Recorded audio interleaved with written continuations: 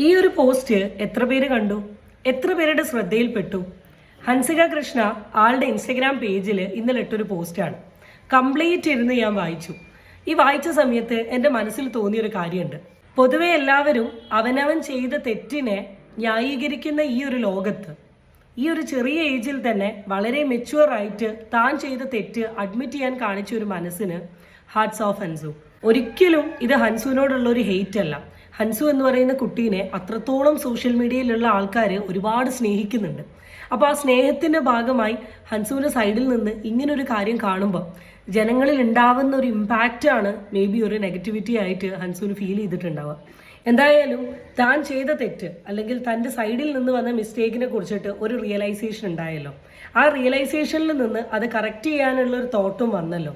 അത് മാത്രം മതി, വേറെ പ്രത്യേകിച്ച് ഒന്നും വേണ്ട. അതാണ് ഞാൻ പറയുന്നത്, തെറ്റ് ചെയ്യാത്തവർ, തെറ്റ് പറ്റാത്തവരായിട്ട് ആരുമില്ല. അത് റിയലൈസ് ചെയ്ത് മാറുമ്പോഴാണ് ശരിക്കും നമ്മൾ വിന്നർ ആവുന്നത്. That's it guys, bye. അടുത്ത വീഡിയോ ആയിട്ട് വീണ്ടും കാണാം. ചാനൽ ഇഷ്ടപ്പെട്ട സബ്സ്ക്രൈബ് ചെയ്യാൻ നിങ്ങളാരും മറക്കണ്ട.